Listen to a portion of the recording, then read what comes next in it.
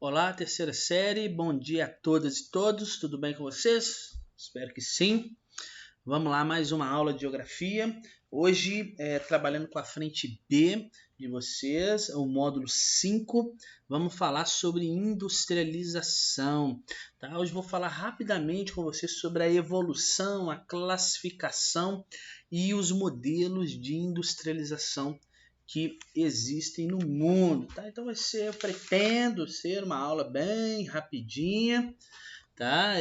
Não demorar aí como nas demais, tá? Qualquer coisa, como vocês todos sabem, estou à disposição de vocês para o que for preciso, beleza? Então, vamos embora. Deixa eu... tá. Esqueci o que eu tinha que fazer. Vamos lá. Bom, pessoal, indústria, né? Imaginou aí como que seria a sua vida sem um smartphone, sem um notebook? Já pensou as famílias aí, as nossas casas? Muitos não têm, tudo bem, no que eu vou dizer agora, mas a grande maioria tem, às vezes necessita ou consegue recorrer, por exemplo, a um automóvel. É difícil a gente pensar a nossa vida se não existisse, por exemplo, roupas e tecidos industrializados, utensílios domésticos, computador, avião. É muito difícil a gente imaginar a nossa vida sem essas coisas que são tão rotineiras, nossa. Né? Agora imagina a gente que tem acesso a essas coisas, a produção dessas coisas a nível planetário. Né? Pense aí, né, o planeta aí tem aproximadamente 7,5 bilhões de pessoas. Pense em cada uma dessas necessidades nossas, de um telefone a uma roupa, de um carro a um computador, de um computador a um avião um automóvel, enfim. Pensa na produção disso para 7,5 bilhões de pessoas. Se não existisse a indústria, era praticamente impossível produzir tudo aquilo que nós achamos que precisamos, né? Não necessariamente precisamos, mas tudo aquilo que a gente acha que precisa. Tá? Pessoal, e a indústria, né? Eu coloquei essa imagem de fundo aí, a indústria, ela é responsável então por transformar a matéria-prima. Ela transforma a matéria bruta em produtos acabados, em produtos semi-acabados, tá? E nesse processo ela vai envolver trabalhadores, tá? E esse processo de transformar a matéria-prima em algum produto no qual envolva trabalhadores, direto ou indiretamente, é o que nós chamamos de segundo setor da economia.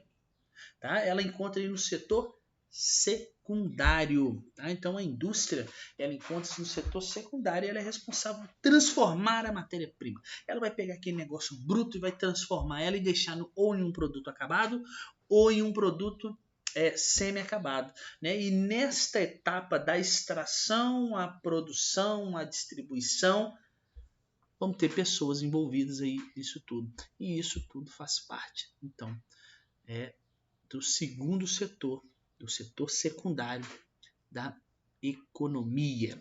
Beleza? Então, olha só.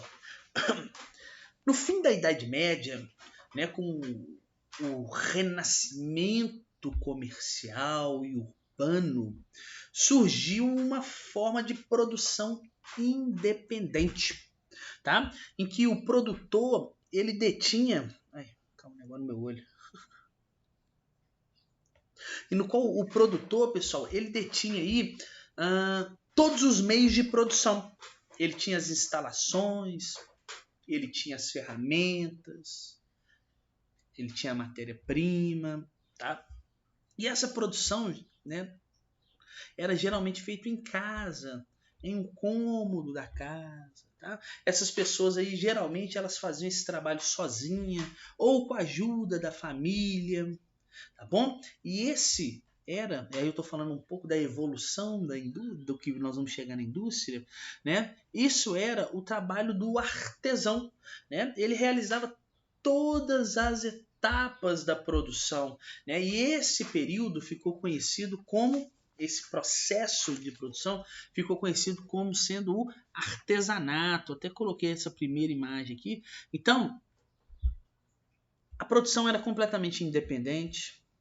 O artesão ele tinha todos os meios de produção, tá? As instalações eram dele, a matéria-prima era dele, as ferramentas eram dele.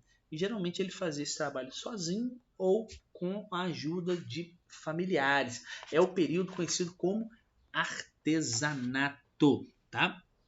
Porém, ao longo aí da Idade Moderna, né, a ampliação do consumo acabou resultando que no desenvolvimento, nesse segundo quadrinho aqui, da manufatura. Por quê? Com uma maior demanda de produtos, cada etapa da produção ela começou a ser realizada por um trabalhador. Tá? Por um trabalhador diferente. Olha como que difere muito do artesanato. O cara fazia todas as etapas. Agora, na manufatura, a demanda por produtos, o consumo havia aumentado. Então, você tinha mais trabalhadores e a produção era realizada, cada etapa dela, por um trabalhador diferente. O que, nesse processo da manufatura, coloquei essa imagem aqui para vocês, começou a existir um processo chamado especialização do trabalho. Vocês já devem ter estudado isso em história. Todas as pessoas passam a trabalhar nesse processo para o comerciante. Então olha nessa imagem aqui, cada um está executando uma determinada tarefa disso aqui. E eles estão fazendo essa tarefa para alguém. No caso aí, o comerciante, né? E esse comerciante, o que? Ele coloca mais pessoas, cada um executando uma tarefa, especializando o trabalho, porque ele visava, sobretudo, o quê? Aumentar a produção, tá? Que era, sobretudo, voltada para atender o mercado local. E aí nós temos a manufatura. E a evolução dessa manufatura, pessoal, deu origem, ele começou a colocar cada vez mais pessoas para executar cada vez mais tarefas. Então a evolução da manufatura deu origem ao que nós chamamos de fábricas. E essas pessoas que começaram a trabalhar lá, elas trocavam a sua mão de obra por um salário. Então, a evolução da manufatura, especialização do trabalho, o surgimento das fábricas, o surgimento do assalariado, tá bom?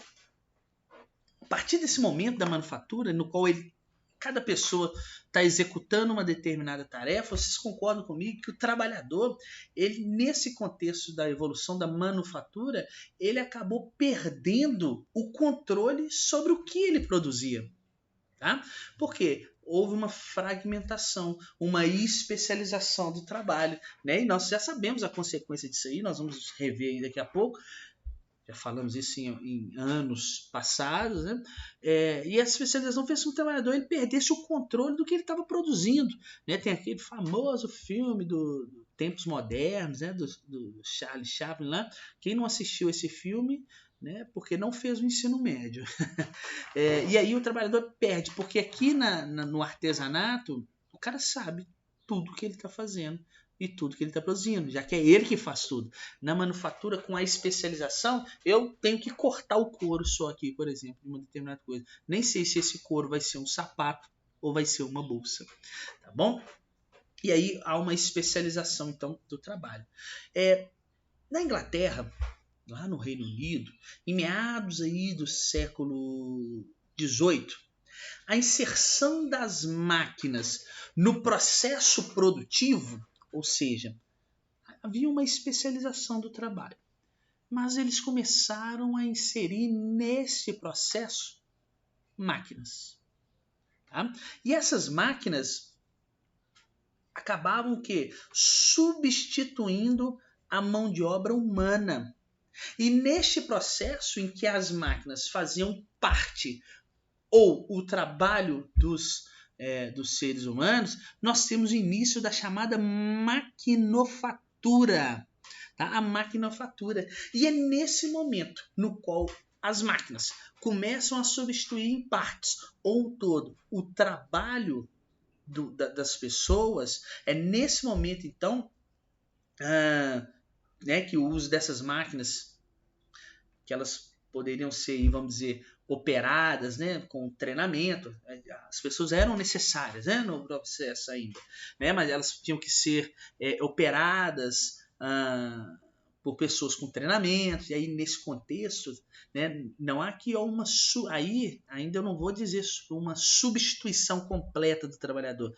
A máquina fazia o trabalho, né, do trabalhador de forma mais rápida, mas precisava do trabalhador para operar ela, né? E nesse contexto aí também é interessante nós pensarmos que quando surgiu a maquinofatura, um grande número de mulheres, de crianças, elas foram inseridas no processo de produção das fábricas, tá? Para poder operar essas máquinas. E nesse contexto do surgimento da máquina, da sua substituição em partes ou todo do trabalhador, e o trabalhador tendo que operar essas máquinas, a inserção das mulheres, das crianças dentro da produção fabril, né? Acho que é essa a palavra mesmo, é que nós temos então a consolidação da tão conhecida, da tão chamada Revolução Industrial. Tá bom? É o que nós vamos ver aqui agora. Bom, primeira Revolução Industrial, 1750, 1870. Vocês devem saber isso de código, tanto vocês devem falar nisso. Pessoal, essa produção... eu estou tentando arrumar meu computador, não estou conseguindo. Tá um lado desse lado. Esse lado aqui, ó, não está enquadrado direitinho, né? Bom, enfim. Então, primeira Revolução Industrial, 1750, 1870. A primeira revolução, ela foi deflagrada, né? Surgiu, né? Fica mais fácil dizer.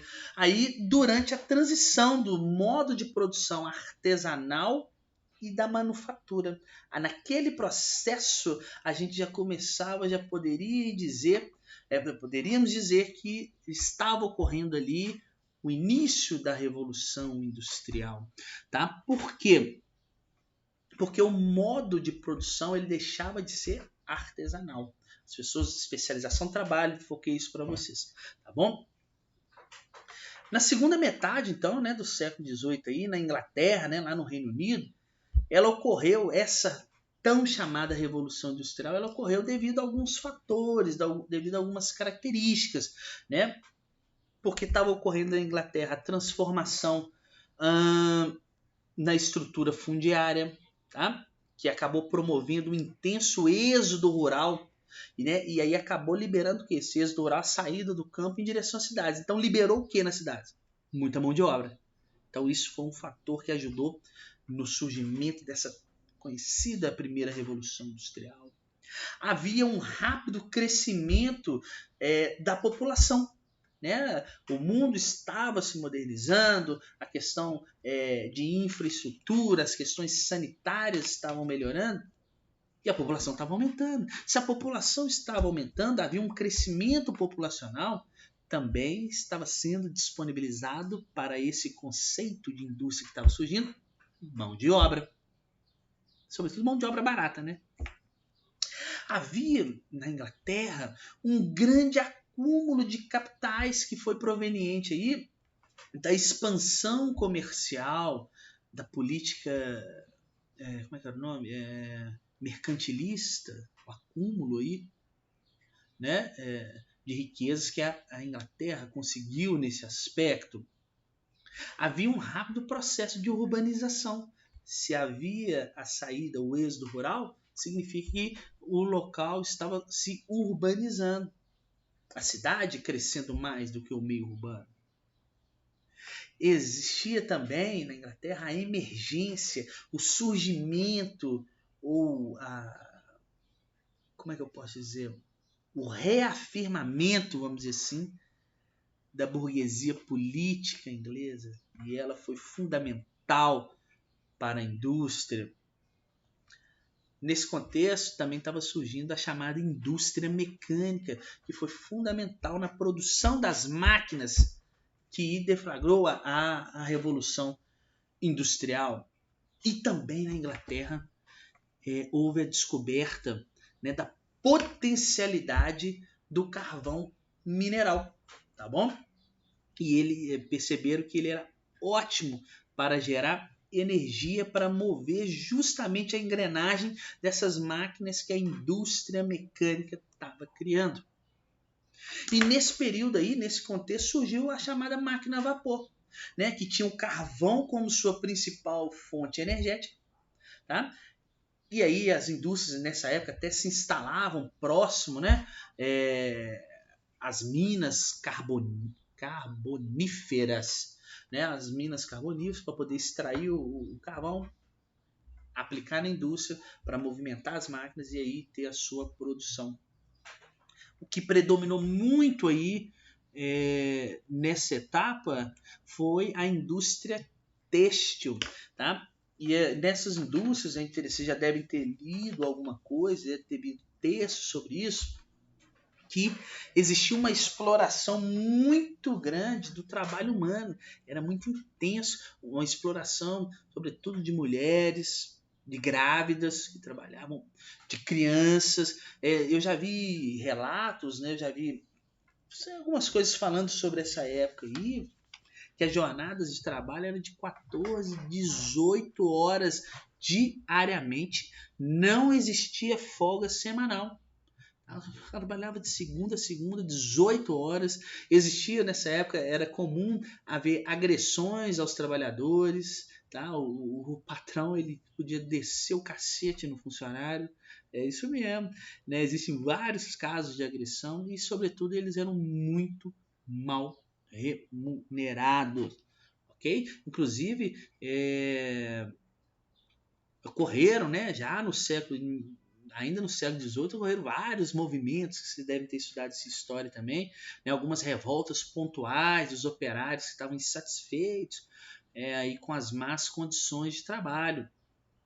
E aí já no século XIX, né, que esses movimentos acabaram se intensificando. Eu nem vou entrar nesse detalhe aí. E aí surgiu o ludismo, o cartismo, né, que foram essenciais aí para a evolução dos direitos trabalhistas, né, que foram conquistados aí ao longo do tempo. Mas enfim, isso não é nosso foco.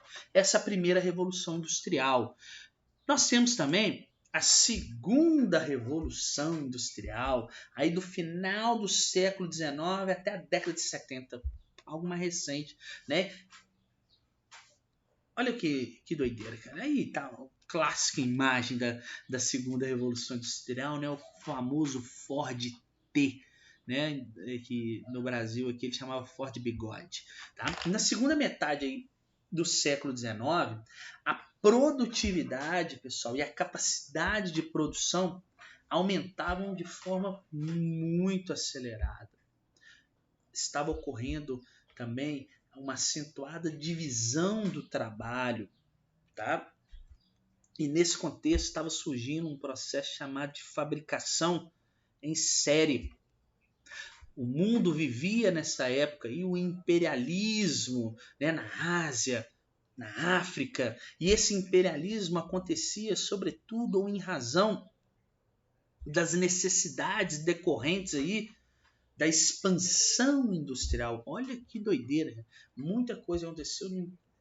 Aliás, o principal objetivo do imperialismo era esse, né? A expansão da indústria. Eles precisavam de matéria-prima, porque a produtividade estava se tornando cada vez maior, a especialização do trabalho estava se tornando cada vez maior, então eles precisavam de muita matéria-prima. Então vamos buscar na África, vamos buscar na Ásia, e eles precisavam também de mercado consumidor. Além de buscar os seus recursos, vamos empurrar esse monte de coisa que nós estamos produzindo também nessas pessoas. E foi nesse contexto aí que surgiu aí, houve a ascensão de nações como a Alemanha, o Japão, os Estados Unidos, que assumiram, vamos dizer assim, a dianteira frente à Inglaterra como forças mundiais industrializadas, industriais. Tá? Então, nesse contexto da segunda revolução industrial, né, surge aí outros países como protagonistas desse processo de industrialização. Foi um período muito marcado pelo desenvolvimento, pelo surgimento da indústria química, elétrica, petroquímica, da siderúrgica, da introdução do petróleo, da eletricidade como fonte de energia. Tá? E isso permitiu, né, que ocorresse um maior dinamismo à produção. A produção ficava mais rápida e mais barata. Nós vamos falar um pouco disso também depois. Tá? Então a indústria ela conseguia se expandir, ela conseguia se diversificar por conta desses critérios. E nesse momento, já da segunda revolução industrial, as jornadas de trabalho elas começaram a ser, elas foram reduzidas por pressão de uma coisa que estava forte nesse período, que eram os sindicatos. A mão de obra nesse contexto obteve aí um aumento salarial, tá? Houve, né, como eu falei, né, uma expansão, um surgimento da indústria automobilística, aliás, da indústria metalúrgica e siderúrgica. E com isso fez com que surgisse a indústria automobilística. Tá? E aí, nesse processo, começou-se a substituir o carvão mineral pelo petróleo. Nesse contexto estavam surgindo as grandes empresas multinacionais, ou seja, as indústrias começavam a se espalhar pelo mundo inteiro, instalando filiais em vários lugares do Brasil, tá bom? Então, ou seja, as empresas, as indústrias começaram a se expandir geograficamente, né? Sobretudo devido à disponibilidade de capital. Legal? Essa é a segunda revolução industrial. Vamos mais. E aí eu tenho a terceira revolução industrial, ou também conhecida como revolução técnico-científica, que ocorreu após 1970. Tá bom? Dos anos 60 / anos 70, vamos colocar aí, foi percebido, foi constatado, eu não estou conseguindo falar as coisas, estou meio derrubado. Foi constatado que o modelo que vigorava lá na segunda revolução industrial, o Fordismo, ele começava a se esgotar. E eu já vou falar com vocês logo sobre o Fordismo. Tá? Mas esse modelo ele começava a se esgotar. Não estava funcionando mais. A produtividade, a lucratividade das empresas, elas estavam diminuindo. Elas declinavam. As economias que eram consideradas inabaláveis, muito forte por conta da segunda revolução industrial, tipo dos Estados Unidos, elas começaram a ter dificuldade.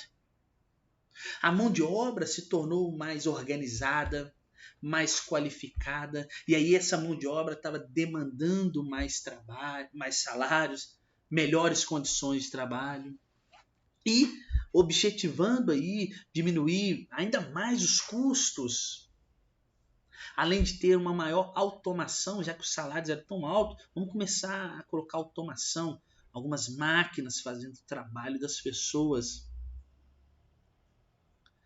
E aí, nesse processo, começou-se um forte incentivo às pesquisas, às inovações, à renovação tecnológica. E aí, sobretudo na década de 80, ela começou lá, igual eu falei, né, 60 para 70. Mas aí, principalmente aí, meados dos anos 80 e dos anos 90, surgiu um novo tipo de fábrica, um novo tipo de indústria no mundo. Uma indústria no qual a produção era de alta tecnologia. A tecnologia era o fator mais importante dentro de uma indústria. E aí começou, nesse contexto, a surgir aí, a informática, a robótica, a mecatrônica, a nanotecnologia, a biotecnologia, as comunicações. Procurava-se pessoas, uma mão de obra altamente capacitada para lidar com essa indústria. Tá? E com a evolução dos transportes e dos meios de comunicação, a localização da indústria foi flexibilizada. Houve uma maior mobilidade espacial e nesse contexto a indústria não precisava estar focada num lugar só. Né? Ela começou a ter a sua desconcentração da atividade industrial. Eu poderia produzir um determinado bem, fazendo várias partes dele em vários lugares do mundo, que fosse mais barato. Depois eu só juntava em algum lugar aquele produto. E esse fato ele acabou provocando uma nova ordenação espacial da indústria. Ela deixou de estar vinculada ali somente a um território, ao seu território de origem, e ela começou a instalar unidades, né, as suas filiais aí, em locais onde era possível produzir, reduzindo cada vez mais ou reduzindo drasticamente os custos da produção e com isso aumentando a sua competitividade do produto. Quanto mais barato eu produzo uma determinada coisa, mais barato eu consigo vender, maior é a minha competitividade frente àquele produto, tá bom? E aí, nesse contexto também, aí na década de 60, década de 70, que principalmente somente nos países desenvolvidos surgiram os grandes polos tecnológicos. Foi nesse contexto da terceira revolução industrial, tá? Que esses polos tecnológicos são marcados pelo emprego, né? Pela incorporação de alta tecnologia, pela utilização de uma mão de obra qualificada, que eu falei com você, com elevados investimentos em áreas de pesquisas. E esses locais, nós tivemos aí, eles têm um nome para esses locais, são chamados de tecnopolos, tá? Nos Estados Unidos, né, o Vale do Silício lá é um exemplo disso. Isso surgiu na terceira revolução industrial, né, um local no qual abriga aí as empresas de alta tecnologia, tem mão de obra extremamente qualificada. Então as maiores empresas de tecnologia do mundo hoje, Google, Apple, Amazon, Netflix, HP, agora não lembro se é HP, estou falando HP aqui, Microsoft, HP eu não lembro, mas eu acho que sim. Tá? Então, nesse contexto, nós temos aí a terceira revolução industrial. Vamos mais. E, por fim, né, a quarta revolução industrial, a indústria 4.0, revolução industrial 4, é a pergunta, porque muitos autores ainda não acreditam que exista a quarta revolução industrial, tá? Mas é um fato inevitável que ou ela começou ou ela já existe implantada, tá? Se você parar para pensar, as três primeiras revoluções que eu falei com vocês, elas possibilitaram uma produção em massa, né? Criaram linha de montagem, utilizaram novas fontes de energia, criação de inúmeros produtos que foram essenciais à nossa vida. Vieram em advém da primeira, da segunda e da terceira revolução industrial. Só que nos últimos anos, a chamada indústria 4.0 aí, ela acabou se desenvolvendo tecnologicamente, né, de maneira acelerada e que acabou possibilitando uma maior integração entre ser humano e máquina. Daí tá essa foto aí, essa imagem que eu coloquei para vocês. Porque novas tecnologias acabaram impulsionando diversos avanços no processo produtivo, tá? Automatizando cada vez mais as indústrias, tornando os processos cada vez mais personalizados e aumentando, claro, a produtividade.